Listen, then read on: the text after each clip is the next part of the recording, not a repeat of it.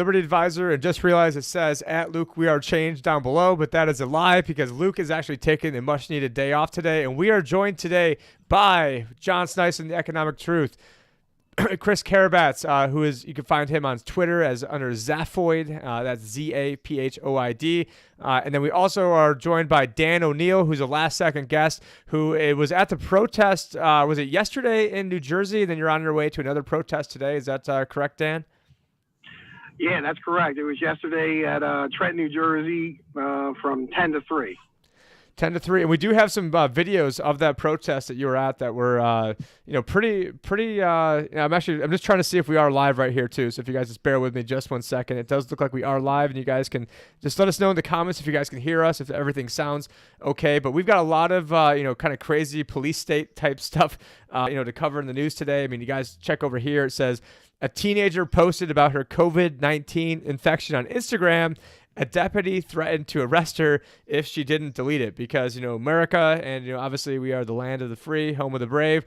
And as the article goes on to say, a family in Oxford, Wisconsin is suing the local sheriff's department after a patrol sergeant threatened to arrest a teenage girl for disorderly conduct for posting on Instagram about being infected with COVID-19. And according to the lawsuit, doctors told her she was likely missed the window for testing positive, but she probably did have COVID-19 despite the test results. The very next day, the patrol sergeant Cameron Klump from Marquette County Sheriff's Department showed up on the family's doorstep.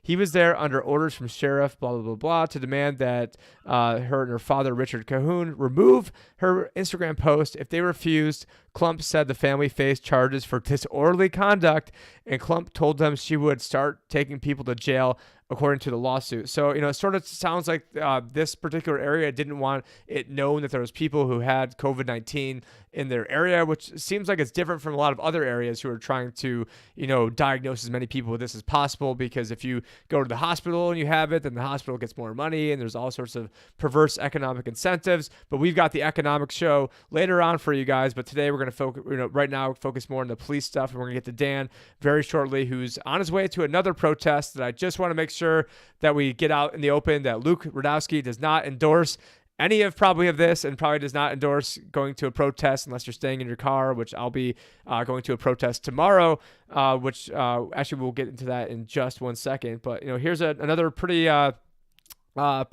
crazy meme. This came from our Discord server where someone posted in there, and this is from the Raleigh Police Department. Protesting is a non-essential activity. And then somebody commented underneath that, sounds like tyranny to me, but okay.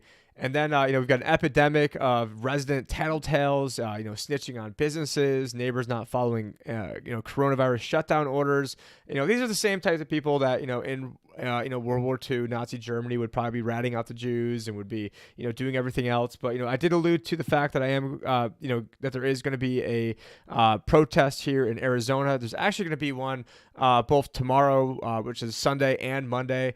The one Sunday, I believe, is a stay at your home one at noon at the state capitol. And then the one on Monday is, I believe people are going to be out of their cars. So if you want to social distance. If you don't. Who knows? But since it is Arizona, I would imagine that there'd be a lot less police pushback, because we sort of have this Wild Wild West theme, and we have guns out here. But in New Jersey, that's probably not the case. So Dan, do you want to tell us what's going on in New Jersey, what you witnessed yesterday? I know that you said that you saw the police who are going around and, taking down people's license plate numbers and just other general harassment that you saw. And what was, your guys' goal yesterday over there in New Jersey? Well, we met up in the morning. My girlfriend Lynn was at the first meeting point, and they rallied across the state in a caravan. But beforehand, the police were trying to find whoever the leaders of the rally, and they were threatening them and saying, if you do this, we're going to press charges. Everyone kept on going anyway. When I first got there, I thought I was one of the organizers, but it's one of these organic things that you don't know who's really doing it. People came out of nowhere. We had well over 2,000 people there, filling the entire 20-block radius, beeping their horns, and the police were ticketing everybody, and it's in that video I sent you.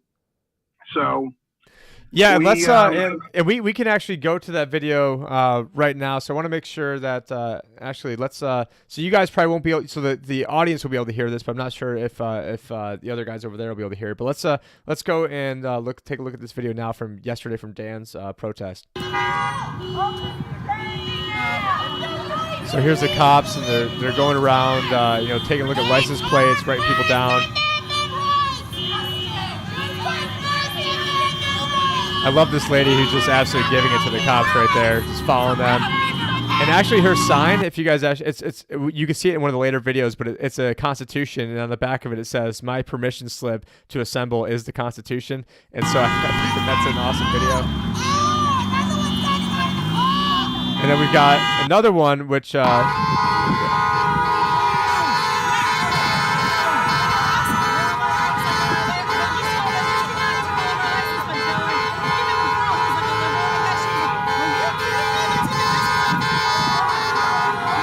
then finally the last video from Dan coming up here.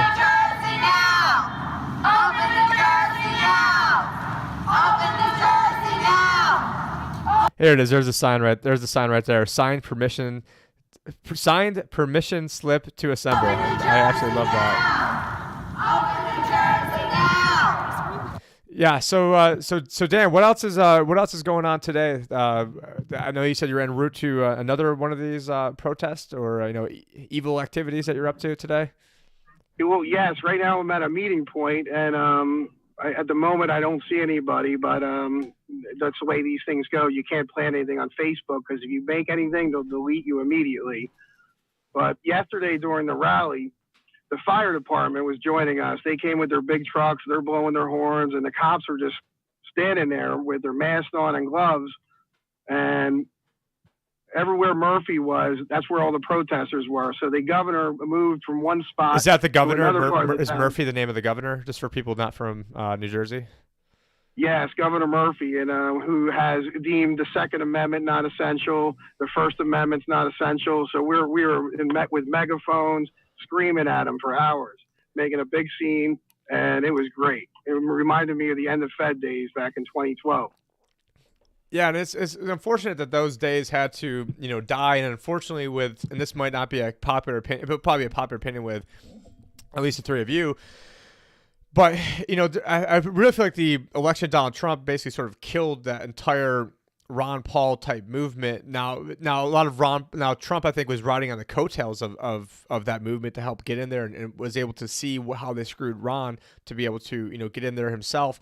But now I feel like if you try to criticize the debt, you try to criticize the Fed, Donald Trump literally was like, attaboy, what a great job, Jerome Powell, printing all this free money, what a great thing you're doing over here to help save the country. And so to me, it almost seems like, yeah, I'm very, very glad Hillary Clinton's not in there. I thought she's pretty much the worst, human, assuming that's even if she's even a human on Earth. And but yeah, that does not excuse Donald Trump for all the stuff he's doing now. But we're gonna get into the economic stuff later on.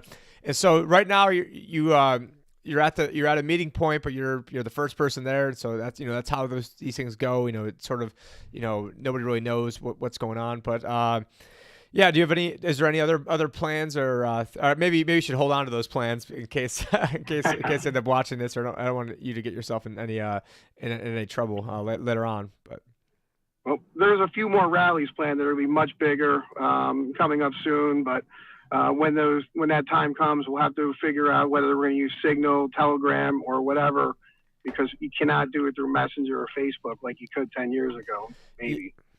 Yeah, I remember like the early days of Facebook in 2004, 2005, and we were, posting, hey, this is where we're going to have our big underage parties or something. And I was 18 when I got it, when Facebook was created. And to think of like, people posting like where like keggers and stuff are going to be, and now like you would never like, and then creating like events and inviting people there, and now like no one would ever even think of doing that. But obviously this is going back 16 years ago, in case someone's out there trying to judge judge me now. But here we go. Patriots Day Rally, April 20th at high noon. So it's funny it's 4:20. They want to say it's at high noon. But then there's also another rally that is going to be tomorrow, which I believe it's in Arizona, where you're going to be staying in your cars, and I'm going to do my best to try to be at both of those. But we do have the governor of Arizona, Doug Ducey. A lot of people refer to him as Doug Ducey. That basically he's not interested in becoming any part of West Coast efforts, because I think a lot of the West Coast states like California and Oregon and some other are trying to have like their own little pact of what they're doing, and he's like, screw you and your pact, we're not doing that, which is good. But he's also a never Trumper, and so I really don't trust this guy at all. Absolutely not one bit. And I do want to show another pretty funny police state type thing that John Sneisen had sent over here, and I'm going to see if I can show this to you guys as well. So to the other guys who are watching this here, it says a little complicated because I've got to hit like 3 buttons at once to basically be able to do this, but here we go. And actually, there probably isn't any sound to this, but what we're watching is a guy running on the beach all by himself, except he's not by himself because one of the strong men in blue over there wants to protect and serve, and there he goes. He's going for his little run because 25 years ago in the academy, they made him run a quarter of a mile in under 9 minutes, and to show how fit he is. There he goes. I'm going to get you.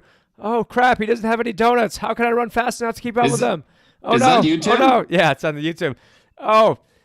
Just the cop getting left in the dust. Oh, look at that. I mean, yeah, I was thinking about Tim when I shared that one, actually. That's something that Tim definitely would do.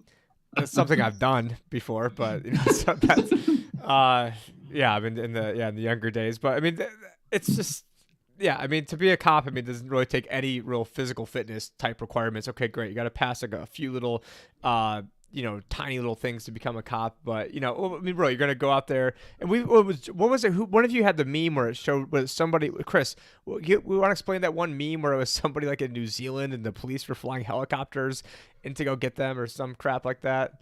Oh, yeah, it was great. You see these 2 cars parked in the field and a warning. I think it was the UK, actually, a warning that it doesn't matter how far you go, we will find you. Stay at home, protect our NHS.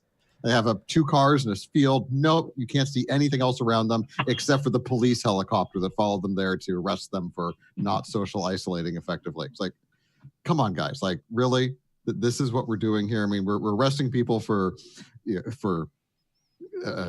going to beaches by themselves. We're arresting people for going to play t-ball with their kids at parks. I mean, it is absolutely ridiculous how far in advance. And all these cops like, oh, don't worry, the cops won't ever enforce unconstitutional rules. Like, we're seeing that right now. These are the cops that would take your guns if they were told to.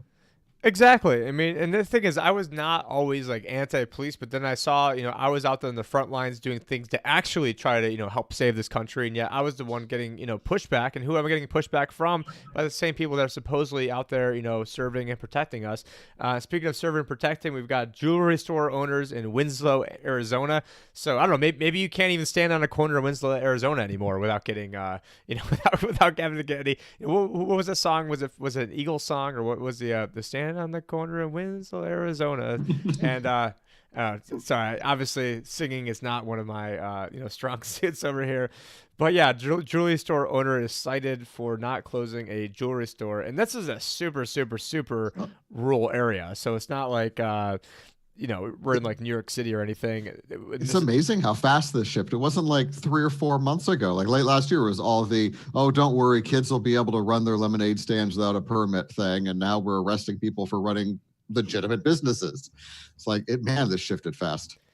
Yeah, and we see now, I mean, this one's just kind of gross, but, someone licked a toilet seat and then got arrested for, unfortunately, the New York Times does not allow us to read this because I forgot to sign in underneath one of the private browsers. But yeah, apparently somebody licked a toilet, which was never a good idea to begin with. And I think they got arrested for disorderly conduct for licking a toilet. The Rona challenge. The Corona challenge. Okay, so. I don't know. At least 2 of us here are millennials, so at least we're not doing like a Tide Pod challenge. So I think I John hear soap kills it. So right, Tide Pod, you gargle with a Tide Pod, that'll kill it, right? Don't do that. Yeah, don't not medical advice. Do not do that. Do not be like the person that ate some sort of fish cleaner that then blamed it on Trump after they died or something like that. But I think at least the two on the bottom are not technically not millennials, and then John and I are like at the unfortunately just snuck in Borderline. yeah, we're borderline millennial. But yeah, I don't really. Obviously, we do not identify with anything. I guess Luke is technically a millennial too. So. Yeah, he is. Yeah, coronavirus closed the bars. America stocked the liquor cabinet, and this is showing that grocery stores sales rose 22% for the week of March 28th. But who would have guessed it? The World Health Organization, governments should restrict alcohol during coronavirus lockdowns, and yeah, I mean, but didn't some places, maybe Chris, I don't know if you know about this, like some places actually deemed that to be essential, like weed stores well, Colorado alcohol. Obviously deemed weed stores to be essential because it's Colorado. Pennsylvania, I want to say, actually closed all the liquor stores a while ago, and then a bunch of their citizens went to neighboring states to buy liquor, and then all the neighboring states said, hey, we don't want all these Pennsylvania people here, so we're now going to ticket them for crossing the border to get booze. It's hilarious. Like, this is the Prohibition 20s again. Well, how is this even happening? Of course, here in Michigan, where I am, all the liquor stores are still open because, yeah, they don't want a boog here. You close all the liquor stores, that's how you get a boog. Yeah. Same here in Canada as well. There's actually a lot of things are open here. I'm surprised that, well, I think it's because we live, there's not many people there. We live on the countryside, of course. So it's better here, but of course, in when you go into the city in Winnipeg here, there's massive lineups everywhere. So I try to stay outside of the city as much as I can because it's just too much craziness for me. I just can't stand all of these lineups and everything. And just as Trudeau said, we're going to be on the lockdown until we get a vaccine. So just prepare yourself, Canadians. Was that Trudeau or was that Bill? Was that Bill Gates? No, exactly. Well, Trudeau is trying to get into Canada is doing a run for actually the Security Council at the UN, so that's probably why he said it. Trudeau also warned you against talking moistly, so Talking moistly? So you didn't hear that? No, I didn't. Oh, that was hilarious. Yeah. On a live broadcast somewhere, he's like, and just make sure you stay more than 6 feet away in case somebody talks moistly at you. Like, yeah, okay. Yeah, dangerous things. Yeah, well, speaking of dangerous things, this one's actually pretty crazy. So I'm going to try to tee it up so that way you guys can actually hear this one again. And in a little bit of the show prep, we did go over this before. But let's, first let's just go over this. Oh, I got to press a couple buttons here at once. But so this says MSNBC host suggests Biden form a shadow government to counter Trump's COVID response. I mean, can't make this up, eh? You really cannot make this up. Here we go, guys. Actually, let me just expand that for you. Really clown show, that's his press briefing. Should Joe Biden be counter-programming that? Should he be creating his own shadow government, shadow cabinet, shadow SWAT team, and getting up there at a podium every night saying, here's the crisis we're in, here's what we need to do to address this? Yeah, well, fair use, and unless you guys, try to end up taking it down. I'm on the share screen, and you guys did see. Shadow SWAT team.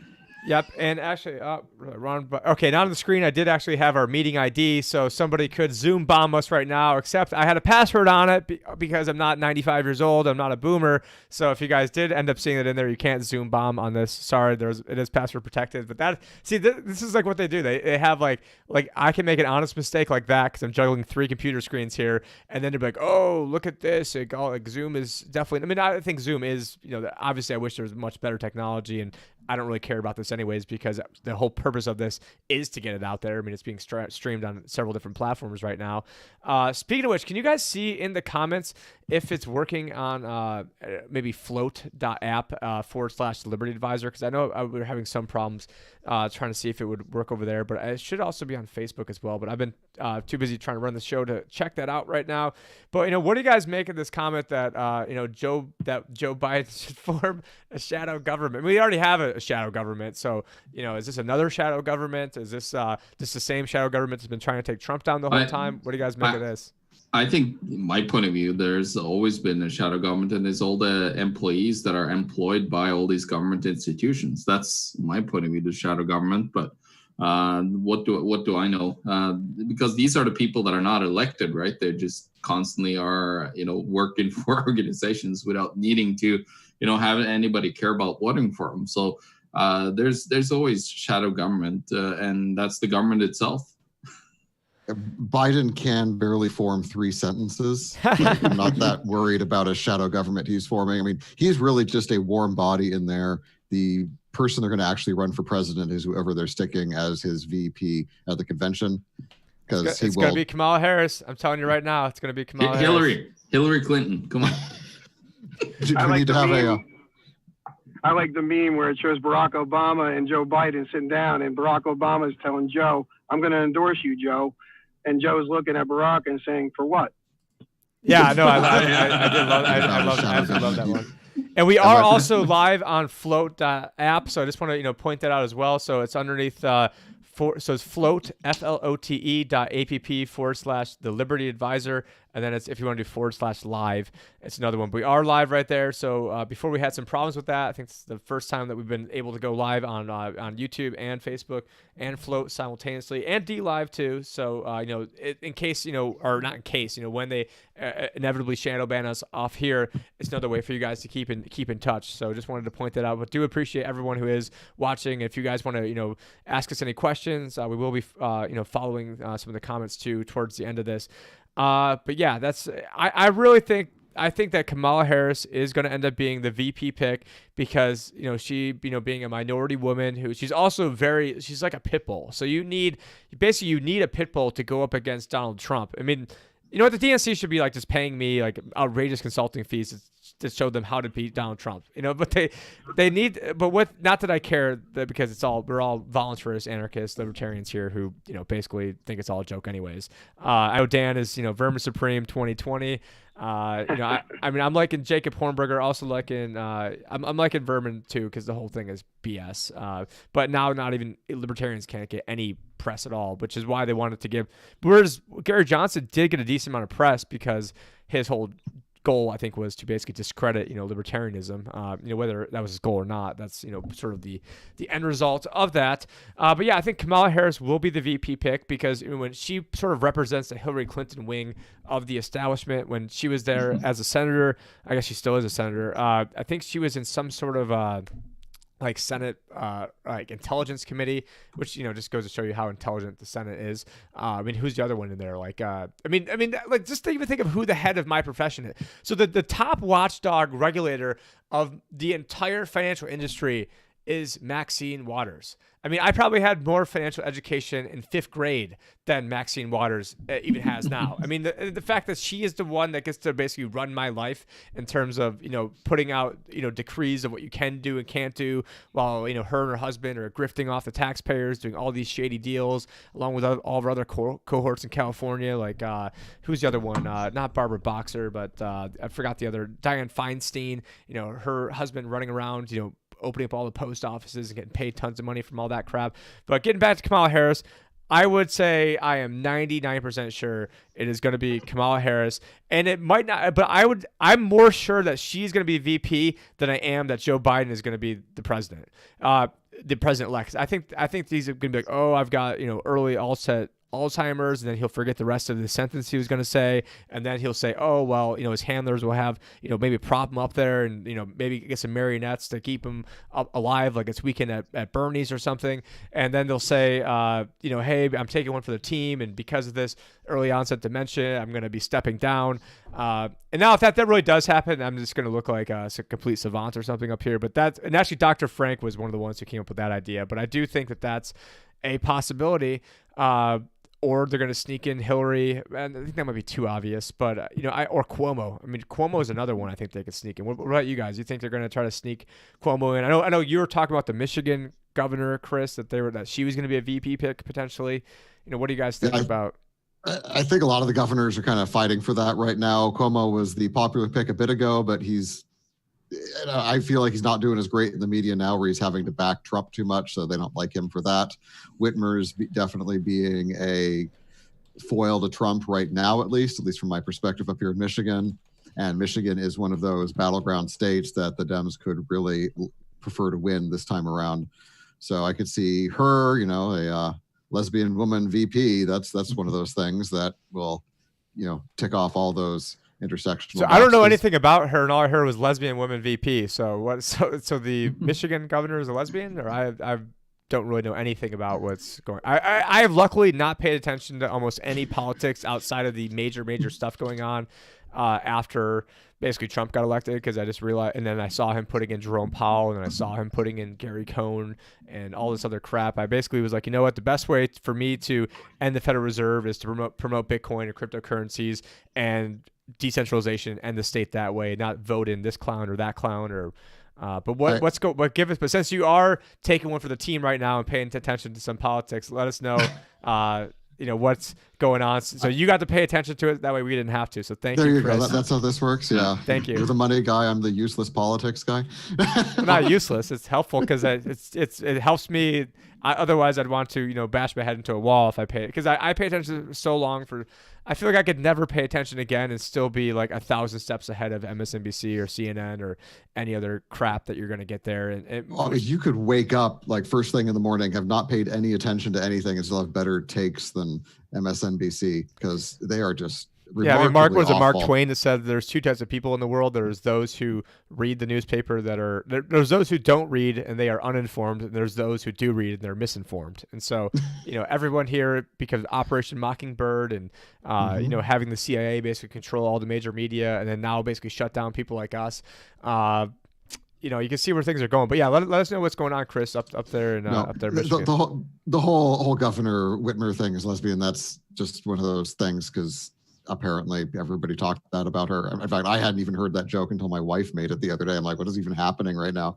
But no, she's governor. She definitely came in on a blue wave in Michigan in 2018, where it was Republican for 10 years, and then during the whole Flint thing and all that jazz up here in Michigan, so she took over based on some pushback from that, and now everybody is hating her, because Michigan is going insane as far as the rules go. Like the latest increase in regulations last week resulted in a bunch of sections of all like the local Walmarts closing down. Like if you want to go buy seeds, Michigan is one of those states where you cannot go buy seeds now, or gardening supplies, or if you're stuck at home and bored and want to take care of that home maintenance task you have been putting off, then you can't go buy paint, you can't go buy flooring, you can't go buy any hardware of any kind. Stay in your house, peasant. Yeah, and how dare you try to improve your living arrangements? It is your cage. But it's remarkable how horrible Whitmer's being about this and how much pushback they're getting. We had our own drive-in protest on the 15th. Quite appropriate. It happened on tax day and the day when all the direct deposit people got their Trump bucks in their account.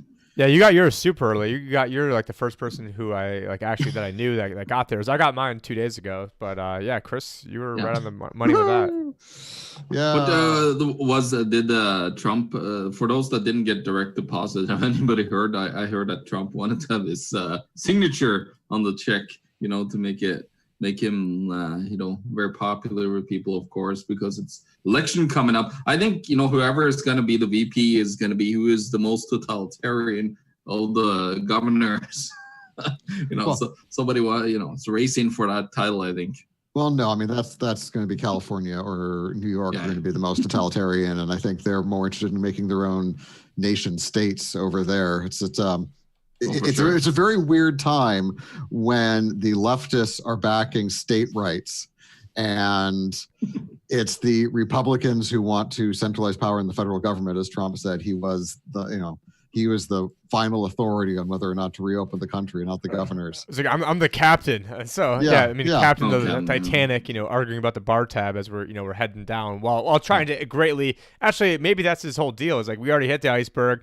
There's no way we can pay the bar tab, so we might as well get the Cristal on the rocks and just get bottle service and everything else, and just completely go down with the ship, because that's what's happened the past few months is there's already no way to recover. I mean, this country lost its chance to ever recover, when the people were dumb enough not to elect Dr. Ron Paul, and even then it would have been too little too late in 2012, and now it's just the only 45D chess that I could possibly fathom at this point is screw it, we're gonna go bankrupt anyway, so might as well just run up the credit cards. I mean, that's really the only 45D chess that I could really kind of muster up to give him any sort of credit on what's going on these days.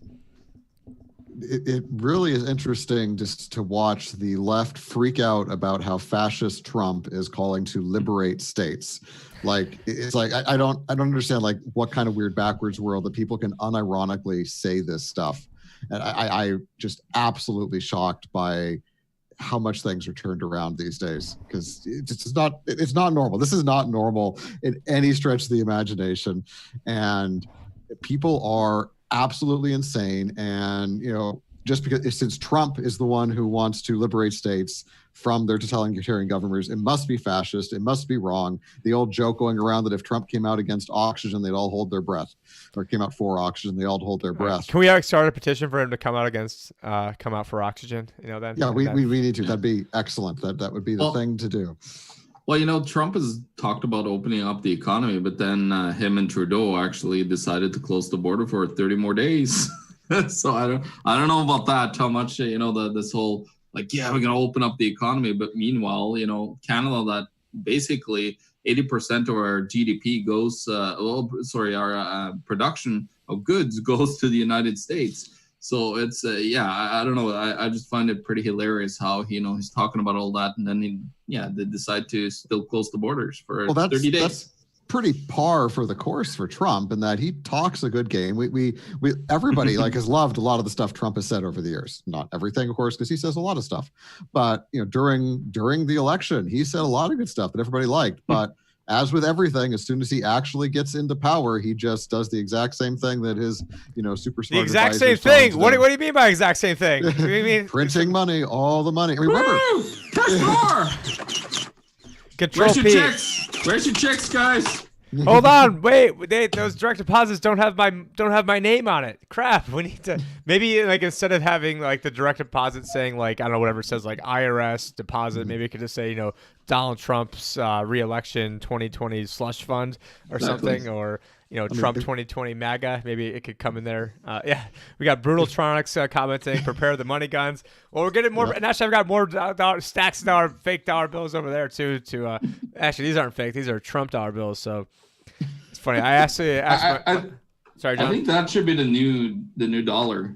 Trump's 2020. That should definitely be the new dollar. And maybe if you could wipe your butt with it too, it'd be even more useful and help stop all the toilet paper shortage of the 2020. Well, you guys are luckier. You could actually do that. Here in Canada, we can't. We got polymer notes. Didn't you guys get these weird coins where it's rainbow colored coins of? Oh yeah, the mint here in Winnipeg actually creates multicolored coins, and they're known for it. Yeah, so they created a rainbow coin.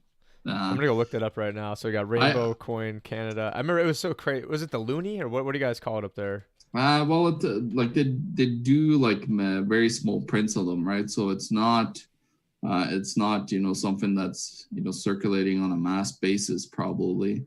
Was it like a LGBTQ type thing? Yeah, that was... 100%.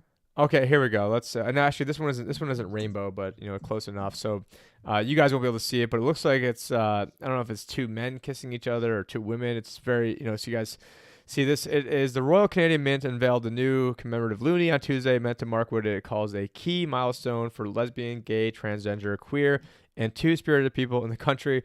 The new coin, which features the work of Vancouver artist Joe Average, was launched at the 519 Community Center in Toronto. Somewhere there was definitely some this multicolored crazy one that I saw before. Here we go. Actually, I sent you 2 links in our chat with a couple different coins. Okay, was that on Telegram or was that on Signal? Telegram. Okay. Here, let me actually show it to you. Here it is. It's actually not a rainbow. This is exactly what it is. I'm going to show it right now. It's here's the coin right here. Equality says. Yes, that's exactly. It's actually silver. It wasn't a circulating coin. It was actually a $10 silver coin that they made. The Royal Canadian Mint in Ottawa. Okay, yeah, I was not. Yeah, that one I wasn't. Yeah, that was the one I was trying to find. And then I see another picture here where it says, HIV is not a crime, and then we did cover yesterday about how basically the guy that discovered HIV and one of the top scientists in the world on that subject was like, yeah, COVID-19 was definitely inserted with HIV sequencing, and there's no way that could have been done on its own. But we're the bat, crazy conspiracy theorists. Well, meanwhile, the actual theory is that it came from bats. So it's just funny how this all comes full circle, that we've got the left now who's saying the fake left, the fake left and the fake right, always changing sides. But now the fake left is saying, we need to have states' rights. And then the central government is too powerful, from the same central government that got more powerful when they were trying to make more power because they thought Hillary was going to be the one that comes in there and is the one that was going to be able to wield all the power. But that obviously did not come to grasp. And so we see here another, as we're going to move on to the financial stuff soon, but a few more to wrap things off and, make some bookends of this. But we've got U.S. coronavirus infections 50 to 80-fold higher than believed. I don't know if that's because, they're saying that people aren't diagnosed, or I think, was it Chris, you had some information about this? Yeah, that was a study out of Santa Clara County, which is southern Silicon Valley near San Jose area. And that they were testing for antibodies. So this was one of the first antibody studies out of Stanford. And they tested a little under 4,000 people randomly. It has yet to be peer reviewed. So there's a bunch of other stuff that could happen there. But essentially they determined that in Santa Clara County, the actual infection rate was 50 to 85 times higher than the reported infection rate, meaning that the vast majority of cases were asymptomatic. Nobody, or just felt like a cold or a flu or something. And the fatality rate would be around 0.13%, or only slightly higher than a normal flu year. At least that's in California. But if you look at California versus, say, New York, California. Don't say that. California, is that the only way that we can pronounce that? I was born and raised 20 miles from San Francisco. I know all about California. And I'm from I went to a liberal arts school in New York, and from upstate New York. So I can talk about that too. And then John is actually from Norway, which is always being trotted out as look at the Norwegians. They're the happiest. Everything is free. Everything is free, and they're the happiest people there are. And it's funny that we have you here because someone an economist from Norway who, can basically dispel all that stuff. But we're not on the economic stuff right now. We got just a few more things to cover before we head over to there. This article, the heroes of the pandemic could be the unemployed once the crisis is over. Did you guys, any of you guys read this article? I didn't read it, so I wasn't sure. I didn't actually read that one because it's like, do I need to read it? Yeah. A bunch of people will probably lose their job afterwards because our economy is not going to recover quickly. This will not be a V-shaped recession. Well, I thought the real hero was the Federal Reserve. I mean, didn't the Federal Reserve? I mean, there was an article we read yesterday where it said, the heroic actions of the Federal Reserve to come in and print all this money. And I'm like, yeah, it's like somebody that's like having alcohol withdrawals, and a hero comes in to give them, 5 kegs of beer. Actually, Tim, it would be more like the guy that I just he's from Morgan Stanley, but he just wrote that economics without bankruptcy is like Catholicism without hell. That's pretty. That's pretty good. Well, speaking of hell, here's a prison planet they want to turn us into. Where in Australia, coronavirus phone app may become mandatory if not enough Australians volunteer. And speaking of tyranny, this will be the last article we go to before we get to the financial stuff, is the paper of record, or the toilet paper of record, says, feel sorry for Bill Gates, who's been targeted with conspiracy theories. And if you guys want to see some, a couple real hard-hitting Bill Gates stuff, Luke and I did one on the main channel that actually got picked up by Breitbart, and I think last time I checked, it had like 66,000 views. So I'm sure they probably froze it at like 666. No, it's just let me go and try to find that right now. And we did another video on Bill Gates, and where I was breaking down how he stole the technology from this other guy named Gary Kildall, and the whole and then all the ties between IBM and Planned Parenthood and Bill Gates and IBM's ties into the Nazis, and how the whole thing just comes all full circle together. Very well researched report, because a lot of these, we're just winging it. We're just getting up here, and I've been, into all everyone on here has been, addicted to articles, for years and years and years. So, we have a lot of this knowledge at the top of our heads, but, that was actually one that was, pretty well researched, if I do say so myself. So I would really recommend you guys check out that Bill Gates one. But yeah, let's go feel sorry for Bill Gates. Let's go feel sorry for the guy who's, just running around saying that, we need to be microchipped and we can't have mass gatherings anymore. And, oh, by the way, everyone needs to get a vaccine. And, oh, by the way, I'm the one who helped patent the coronavirus vaccine right beforehand. And I had the Plan 201, which was basically simulating this type of exact thing. And what Sam Tripoli of Tinfoil Hat was saying, he's like, yeah, this is like, he's like Babe Ruth over here, where, he'd point out to the corner and be like, 67 million dead over there. And as he gets ready to, planning out these, different attacks that are going on. But, sorry, I should not be attacking the world's richest man. He deserves all of our sympathy because he is a hero. And, we should just always be thanking, Bill Gates for... Get your vaccine now! It's just always ironic to me about how the man who made Windows 95 and 98 and XP is now warning everybody about viruses. Well, he didn't really. Well, if you guys read the thing, he actually stole that from somebody else. I know, but still, it's yeah. And you are a computer expert yourself, at least compared to me. But low bars, Tim, low bars. It is a low bar. But what we're gonna do is we're gonna end this video, go into the financial one. So I'm gonna click. And actually, anything else you want to say, Dan? About any of the protests you're headed to, or anything else that has come up since the last time? I guess we talked just 20 minutes ago of anything you see happening, or is there any more cars where you're at, or? No more cars where I'm at, so I guess this is a rally that's not going to happen. I figure Saturday it's not going to go, but on the 28th at 12 p.m. at the War Memorial in New Jersey, that's going to be the next one. And members of the New Jersey Libertarian Party, we're all going to be there videotaping and making noise and getting in Murphy's face about all the Constitution basically not essential here in New Jersey. What types of people are at these protests? I mean, people want to say it's just a bunch of right wingers.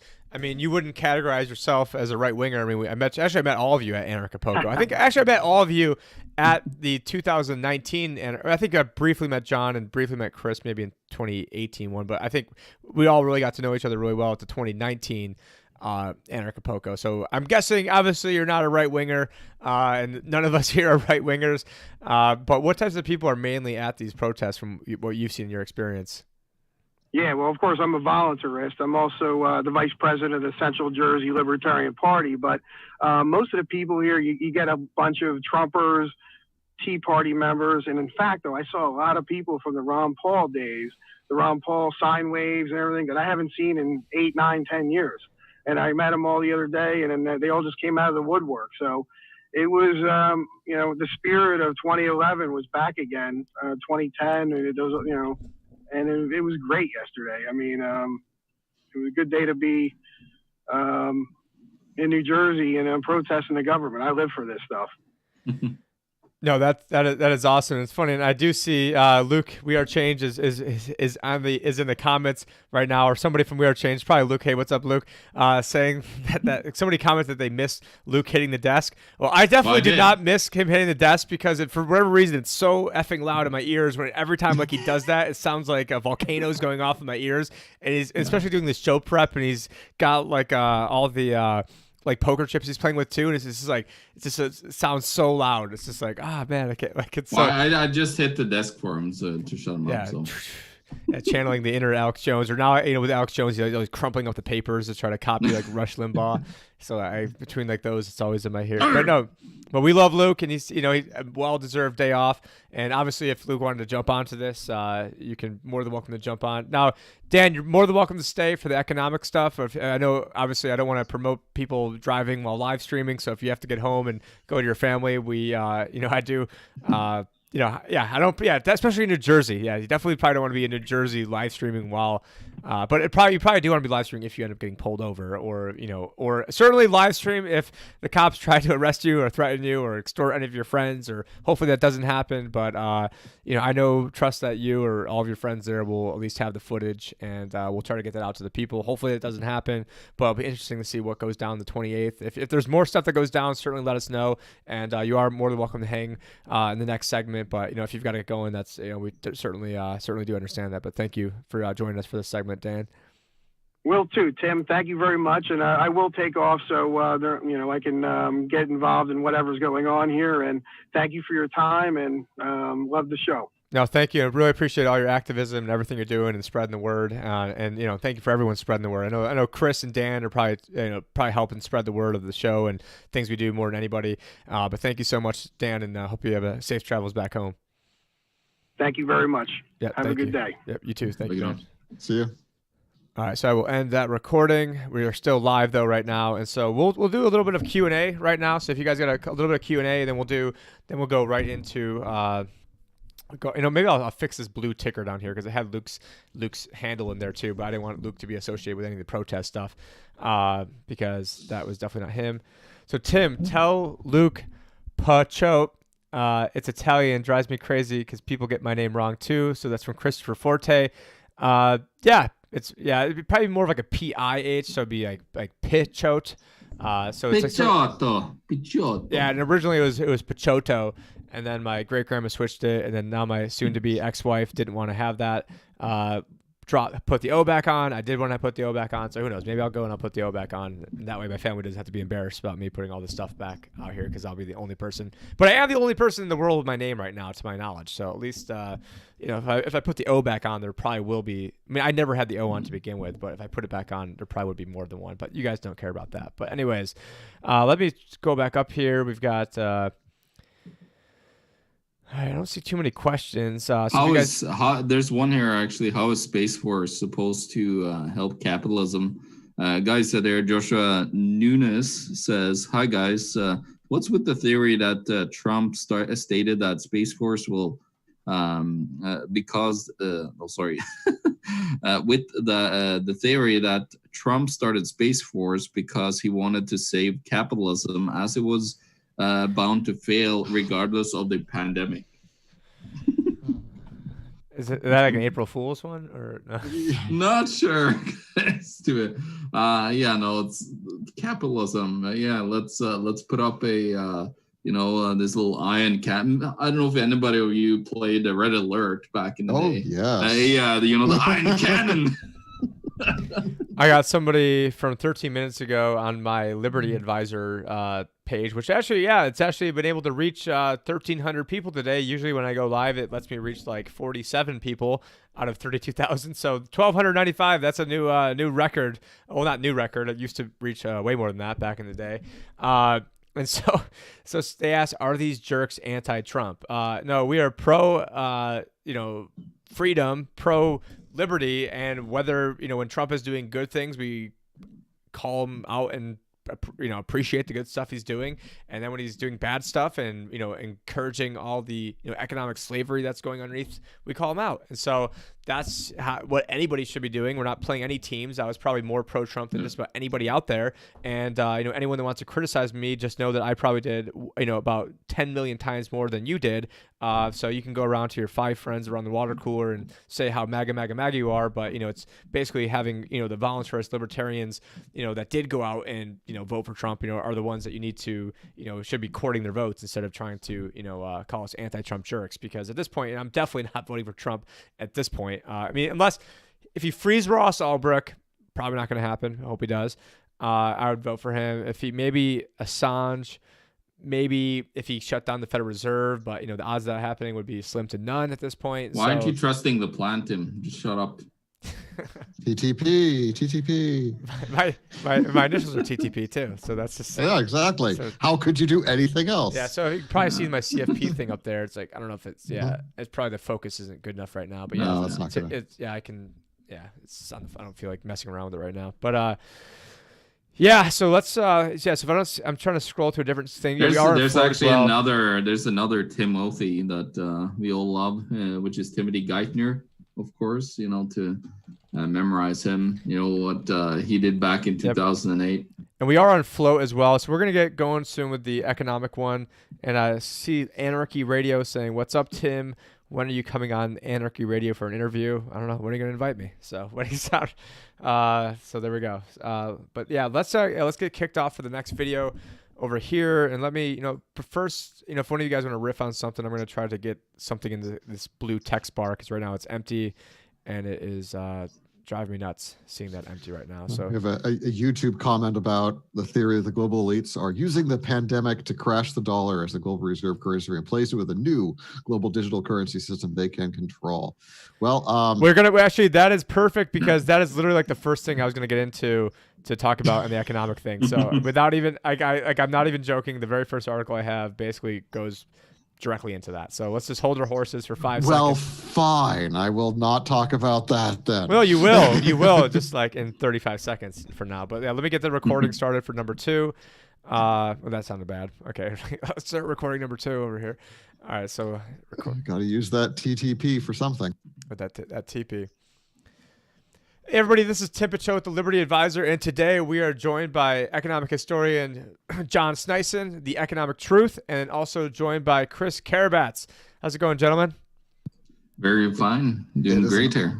Awesome Saturday so far. I use that word very loosely, the gentleman one, so just in case anyone's at home. But what we have today, what we're going to talk about is, I just saw this article, digital dollar reintroduced by U.S. lawmakers in latest stimulus bill.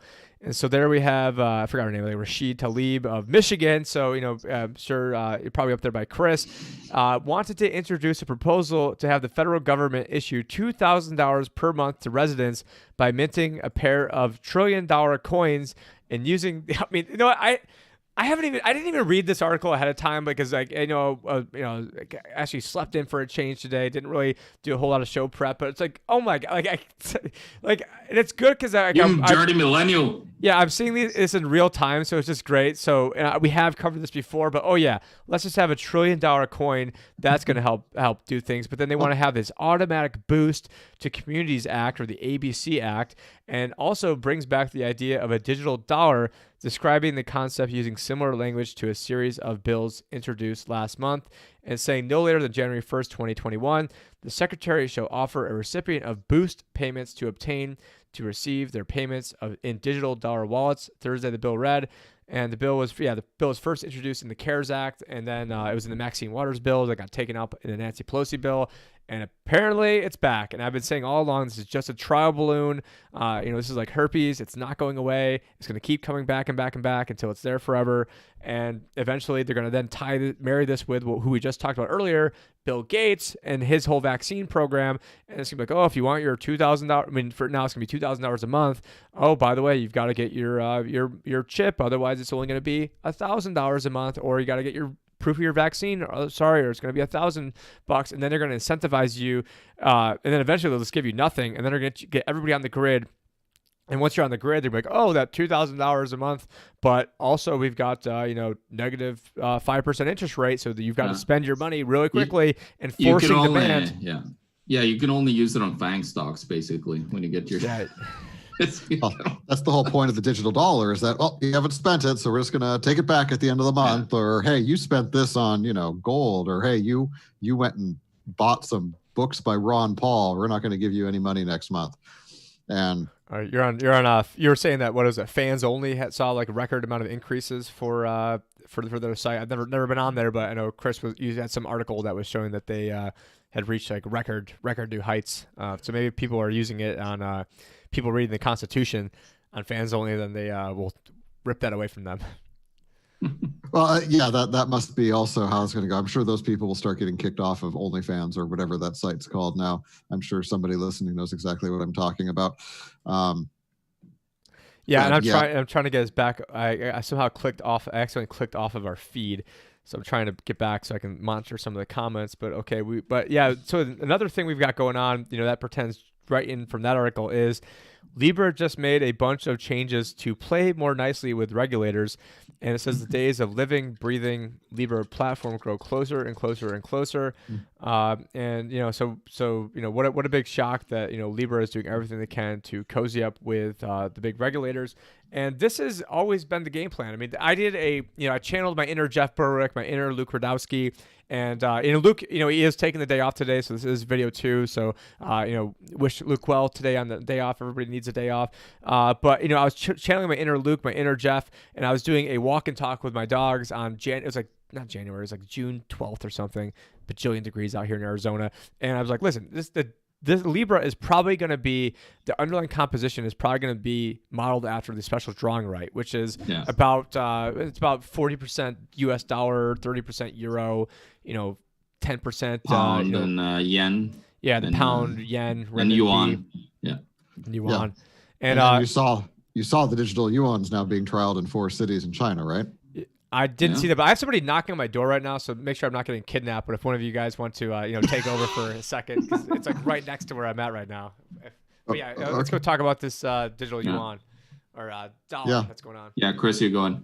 Yeah, so the digital dollar thing has been going here back and forth. They're going to keep pushing it until it's in. Yeah, it's just a rehashing of an old thing. I mean, back in the 90s, they wanted to give everybody a debit card that they could just deposit money into. So this is just a rehashing of the same old nonsense that they've been trying to do in the States for years. But yeah, and China is deciding to go full bore with this. So apparently they are trying a digital yuan in 4 different cities in China right now. So they're going full steam. China. They're going full steam ahead with that. And that's going to be an interesting trial. And of course, the thing will be that, we can't get behind China on our money, so we have to have a digital dollar too. Otherwise, they're just going to take off and control the future. And there might be coronavirus on their money too. So now you can't use real money because you have to use, their digital dollar too. I mean, that's obviously that's coming. It was one of the actual main points that was made in the book, The Curse of Cash by Kenneth Rogoff. And for those that haven't read that book, that's basically the policy that was created to how to eliminate cash out of existence. And of course, Ben Bernanke wrote at the back what a wonderful book it was. That when it comes to these digital systems, it could be a Libra that's like overlaying, everything, but that will only be used by banks and corporations on a multilateral basis around the world. And then we're going to get stuck with, our digital yen, our digital yuan, and digital dollars. And I think that's how it's going to work. Nobody's going to be able to touch the SDRs, which could be, printed into oblivion, of course. And that's what, we're going to see coming is they're going to take our current currencies, and then they're going to just devalue it, overnight, like Argentinian style. And suddenly you sit with, 70 to maybe even 90 or less % of what you had before if you had the dollars. There was actually Simon Dixon, when me and Josh interviewed him 2 years ago, he had a very interesting point that I thought was, also another one. He just thought that the Fed would just create, their own currency and everybody would have a, bank account at the Fed. So I think that's also a potential. But with that, we could have the Fed doing QE for us and buy up all the bad debt and credit cards and so on, and then give us new reserves that are deposit our deposit accounts at the Federal Reserve. How about that, Tim? What do you think about that idea? Yeah, I mean, this has all just been one big trial balloon to see what they can get away with. And and when that bill came up, I didn't think that they ever meant to have that. But it's just amazing how quickly they can go from, we're just gonna, think about having this task force committee, and then all of a sudden, boom, it's in the bill, because which means that they're getting ready to implement this, to roll this out eventually. We saw on April 1st, I can't remember the guy's name, but the former chief operating officer of Coinbase is now the director of the comptroller currency. So literally, the head of the U.S. currency is now the former Coinbase guy, and so. I mean, why did they bring him in April 1st? I mean, obviously this is being rolled out. It's it's going to be a bipartisan screw job. They're going to use, and that's why the number one thing I've always been talking about with people is that crypto can be used for good or evil. All currency is going to be digital, basically no matter what. That's just an inevitability at this point. If you want to fight me, okay, already 97% of it already is. It might even be higher at this point now. And so, especially now with the Fed is printing, I guess, another like $2 trillion, boom, that just makes the percentage go even higher right there. But yeah, I mean, crypto can either be used on, there's one of two paths. There's going to be tracked, traced, surveilled, government. They're going to limit you of what you can do. Or what's going to happen is you're going to go to like the more freedom aspect ones, like a Monero, just not financial advice, just saying that as an example of one that is obviously a lot more privacy oriented.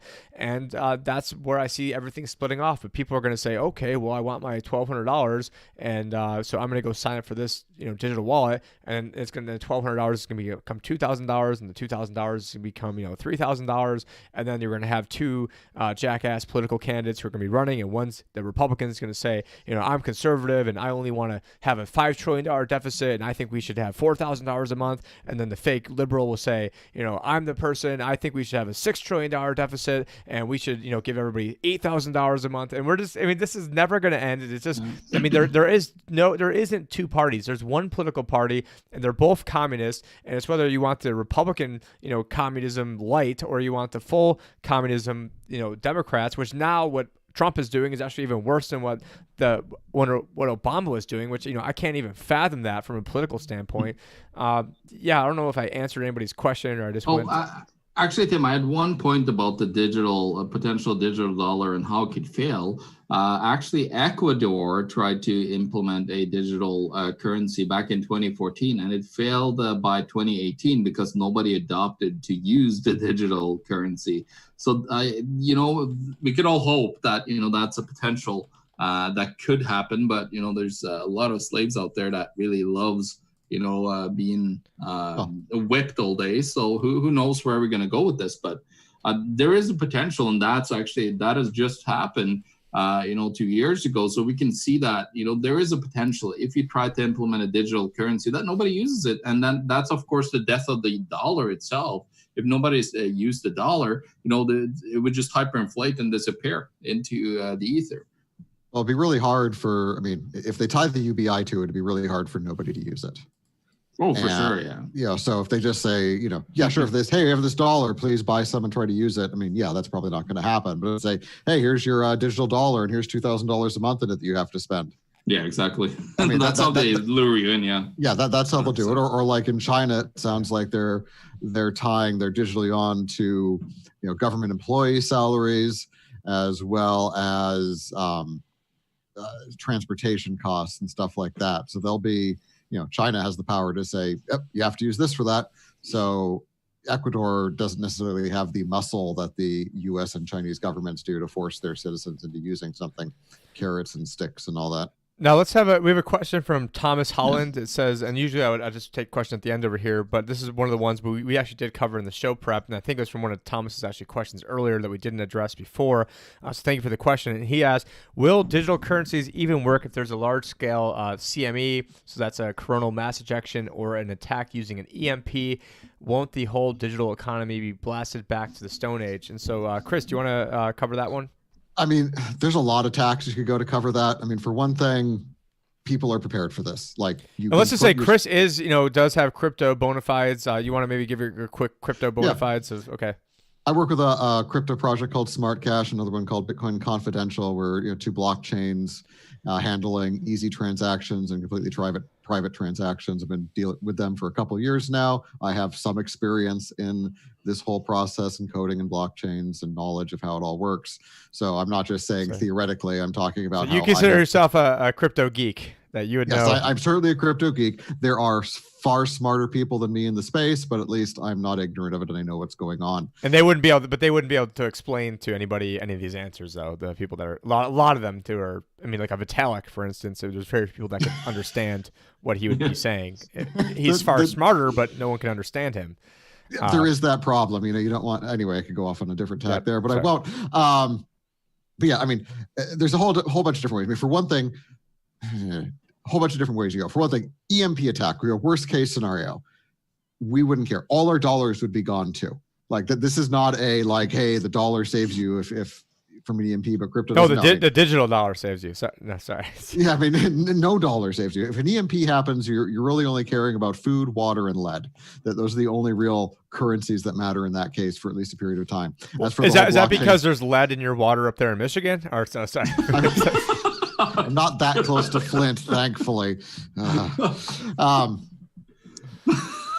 Tim, you have to destroy it, hadn't you?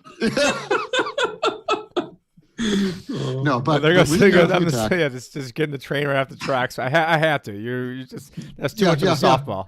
Too much there, yeah. So Michigan, I need to leave. No, lead bullying. Yeah, you were trying to get over to Austin right before right before the world melted down. Yeah, shockingly enough, people aren't buying houses up here right now. Who knew?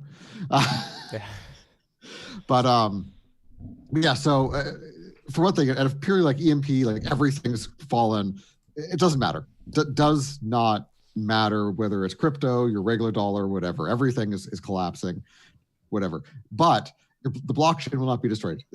Bitcoin blockchain is preserved in EMP resistant places. I have my private keys on physical devices, so those will not be lost. You can actually have a functioning blockchain over ham radio or even by pigeon if you really had to. Yeah, all of this is entirely possible in the case of a.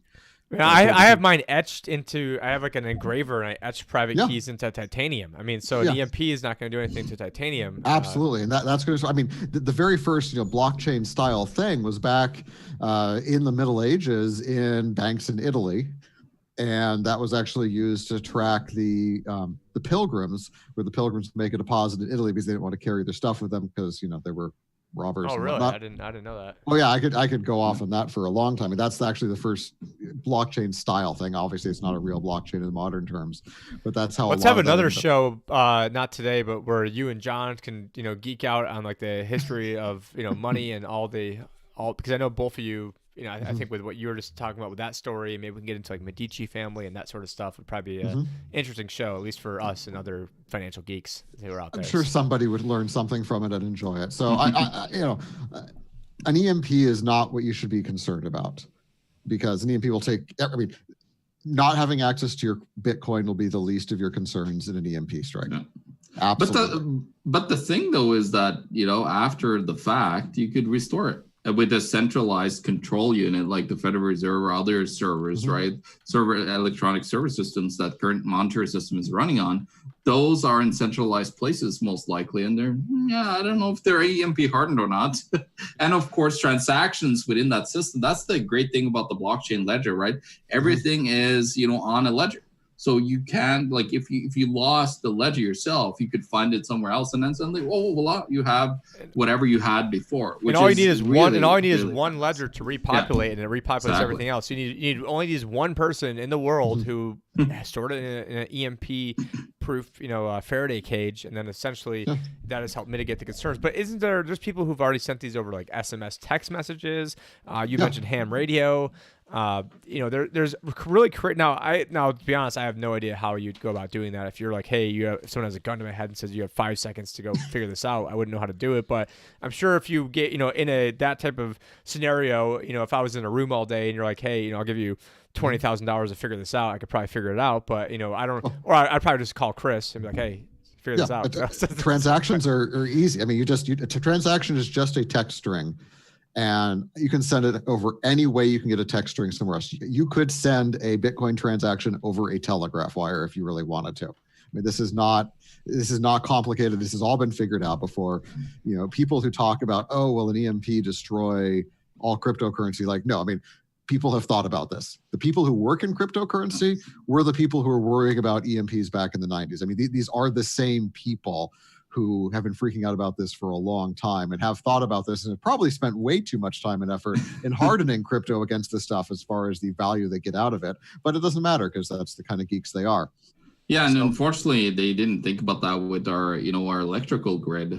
So yeah, exactly. Oh, that's a whole nother thing that we could probably talk about for hours. You could have paper wallets where each one could be 0.00 a couple whatever satoshis, or each one could be $10 US dollars at this time stamped in this certain date. Not that would really matter because everything would move. But if you had different denominations of these are 0.01 bitcoins or tenth of a bitcoins, and break them up into paper wallets or little titanium little whatever you want to do, and then you could then give people sort of like a bearer bond, where a bearer bond, I believe the concept behind that. I don't even know if they even do those anymore, but essentially if you're holding on to that piece of paper, then now the Fed just holds on to everything. So maybe can I just create some bearer bond, say it's worth $1 billion, and sorry, it's a junk bond. Here, Fed, can you buy this bearer bond for $1 billion, or can you buy this junk bond on Tim Picciott Industries for for $1 trillion? Who knows? Maybe. And then maybe the Treasury could buy that $1 trillion back, say it's worth $5 trillion, and then use that to pay everybody's universal basic income. So maybe there's an idea for maybe Rashid Tlaib just interchanneled, because maybe that's not stupid enough of an idea for Rashid Tlaib. I don't know. I don't want to give these people any ideas. Yeah, no, I think we're going to go back to, like, throughout history, we always have centralization and decentralization of money. And of course, that's happened in the U.S. several times, where you had the central bank, then you had, local banks or local, consortiums creating currency throughout history as well. And I think that's where we're hopefully heading. But who knows, there might be a little bit of totalitarianism on top before we really start moving that way, when people really starts to see how bad it gets if you're part of this control grid. But I think, in the coming, decades, we're going to, see that we're getting more decentralized in our monetary efforts. You might have even local currencies, local bases in local cities and all this stuff that are hopefully, people and businesses will use, cryptocurrency that are privacy based on those, potential currencies that would be floating around. So I have some hopes, of course, because there's, not always, the darkness that is, trying to push. I think they can only push it to a certain point, and then you will have, mass resistance at a certain point. And when people lose all their money as well throughout history, that also is a time for everybody to really focus and educate people, and that's what we're trying to do. So when that happened, you're not electing another, the guy that ran around and tried to conquer the whole world back in the 40s. So I think I think that is what could potentially happen in the United States and Canada and everywhere. Where you got, because they will use the opportunity of the chaos and all the people losing all their money and all this stuff to put their agenda forth and promise everything so they could get into power and then do their crazy nut job things. Crazy nut job things. And you were mentioning, tyranny, that they might ramp up the tyranny. I mean, I'd say instead of might, I mean, there's about 1,000,000,000% chance you're going to ramp up the tyranny before all this gets started. And we see Mr. Boston asking, how are you guys doing? We're doing great, Mr. Boston, and saying he uses Brave. And I use Brave basically every single day, except I don't use Brave on the live streams, because when I'm going out through OBS and Zoom and have 1,000,000,000 tabs open, and then also monitoring feeds, and right now it's all being done from one computer. If I use Brave for whatever reason, my the CPU usage goes up through the roof if I've got a bajillion tabs open. And I also use different highlighting apps that can't work throughout Brave, but I do on a daily basis. That's what I've got on my phone and everything else. I use Brave all the time, love it. I also use pre-search, but unfortunately right now I'm not using Brave right this second. I'm actually using Firefox, which that's pretty good too. Certainly compared to everything else going on. But yeah, we do need to get hooked up where we have that Brave contributor platform thing. I will get on that, and that way we can because I would like to use that as an advertising platform too. I think it would be be able to advertise my own business on there. Anyways, getting back to other crazy stuff going on. Outrage over bank seizures of coronavirus relief payments from debt-strapped veterans. And so we have basically, I guess USAA is saying that they're not going to, all the military veterans are not going to be taking their. So what they're basically saying is, if you have an account, let's say you have a negative $10 account, and then you get hit with $1,200, a lot of banks have actually just been taking their money first. And so some places like USAA, and I keep wanting to say USSA, but USAA, which is actually right down the road from me, they will not be taking your money for at least 90 days. So if you have a negative, $500 account balance and you're a veteran there, not financial advice, but you should probably just take your money out of there, because after 90 days, you're going to go steal your money. So you've already been forewarned. But yeah, so just another thing that, just imagine they're already doing that without the digital dollar. So just imagine once they do have the digital dollar, there's that you can bet your butt that they're going to be doing more of that stuff. We have a Wall Street Journal article, and I'm sure both of you guys could comment on this one. The stock market is ignoring the economy, and this is something I've been saying forever. Since literally going back to 2010, I was saying you need to divorce the word economy and stock market. Those are two separate words. Economy, I think, just actually translates roughly into home economy, and we have had people in the comments who have said that on past live streams. I know Ernie's talked about that as well. And I don't want the economy is all about how we can micromanage everything. We shouldn't have an economy because we shouldn't be micromanaged. We don't need Trump in there, or Mnuchin, or Barack Obama or Joe Biden in there, as the puppet master, because, governments don't create jobs. Presidents and politicians don't create jobs. They do things to, help, ruin jobs or destroy jobs, but we need to be looking for decentralization. Anyways, Chris, do you want to, talk about the stock market ignoring the economy? Well, it's always entertaining. Well, entertaining is not necessarily the right word, but interesting. It's gallows humor. And if I do laugh, humor. It's like as we're going into the box cards over here, can we at least just have a couple laughs? And at least Trump is good for some laughs, but okay. Exactly. You don't want to laugh. You want to say it's too funny because people's lives are being ruined over this. So I'm not pretending otherwise. But you see these huge unemployment numbers, followed by huge gains in the stock market. Like, how does that make any sense if the two are related? We've lost 22 million jobs in the United States over the last 4 weeks. And so basically we are now have fewer people working than just before the Great Recession. Another 4 million jobs lost, and we will have lost every job gained in the US since the bottom of the Great Recession. Yeah, that's crazy. Yeah, we're only like 400,000 away from that. So. Yeah, and yet our stock market is like, hey, yeah, cool. Today's a good day to recover on that news. That makes sense, right? No, that does not make sense at all. I think that's just an artifact of the Fed QEing to crazy levels. Do you have the latest Fed balance sheet? Isn't it over like $6.5 trillion now? Yeah, the official one is six. Here it's 6.36 trillion. That's their official number. Yeah, almost $6.5 trillion, up from how much just like 3 weeks ago?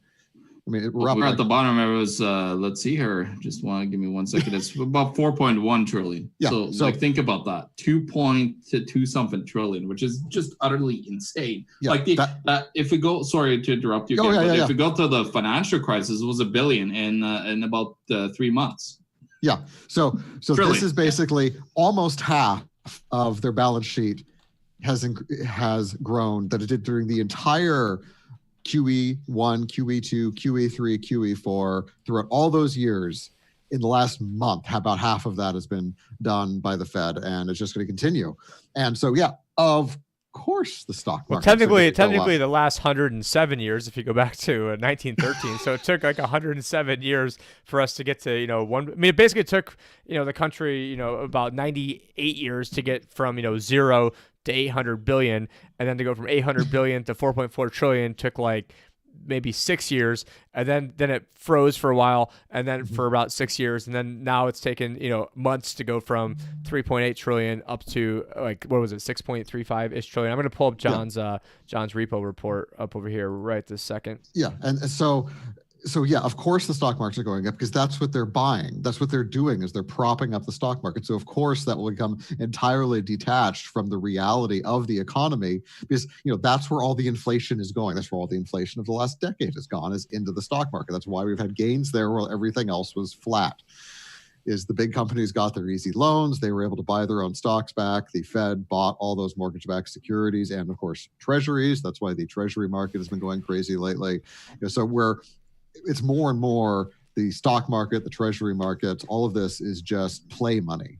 It's just all pretend, all completely separate from what's And you've seen the actually memes happening. where it shows the dollar put up against monopoly money, and it's like the same exact hue going all the way through. You mentioned mortgage-backed securities, and now Larry Fink was one of the guys of BlackRock, was one of the guys that pioneered that, and now BlackRock also is big into high-yield bonds, and now BlackRock has to sell their high-yield bonds to the government and not take any haircut because, we need to help save the richest mother effers in the world because, sorry that they were taking bets and then now own all the politicians. These guys. Well, sorry, BlackRock. Isn't it BlackRock that's managing the Treasury's purchase of? Yeah. So they're using the Exchange Stabilization Fund, which is the slush fund that they stole. Actually, it got created by the stealing of gold back in 1930s. I hadn't realized that's where it started. No. That's perfect. That is perfect.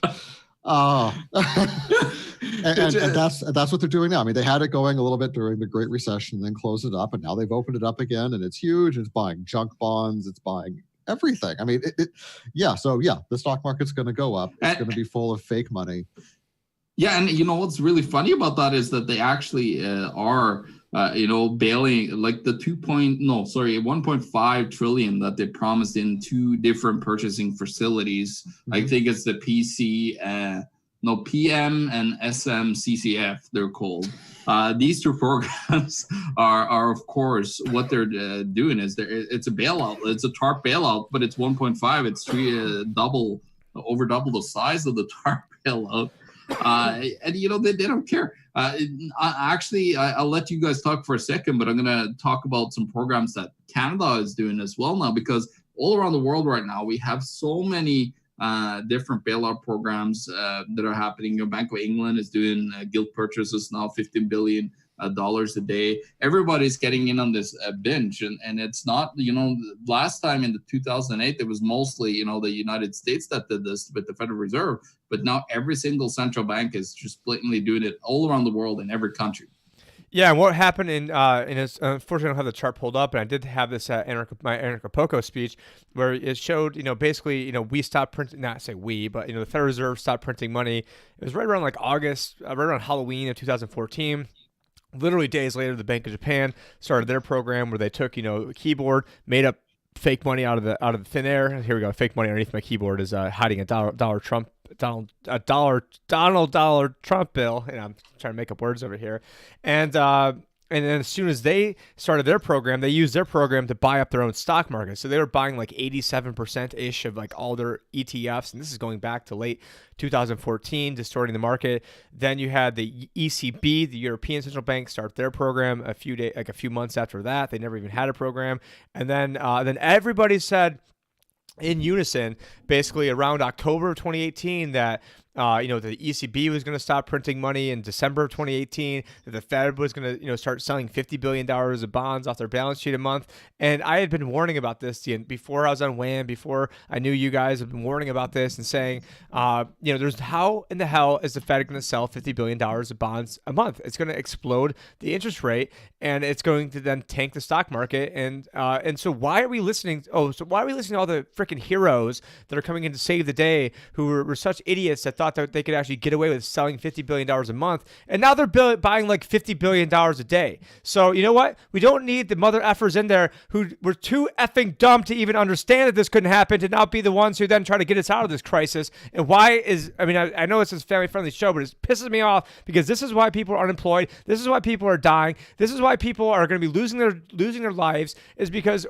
these jackasses that don't know how to any of this stuff works, but they can't actually, and if they do know how it works, they can't lead on to knowing how it works because they know that they told people how it worked, and it's worked. You know how it works? It's worked to enslave you. The current banking system is designed to create high-tech feudalism, high-tech serfdom, and the second people understand that, the whole game is over. That's why Henry Ford said, if Americans understood the banking system, there'd be a revolution before the morning.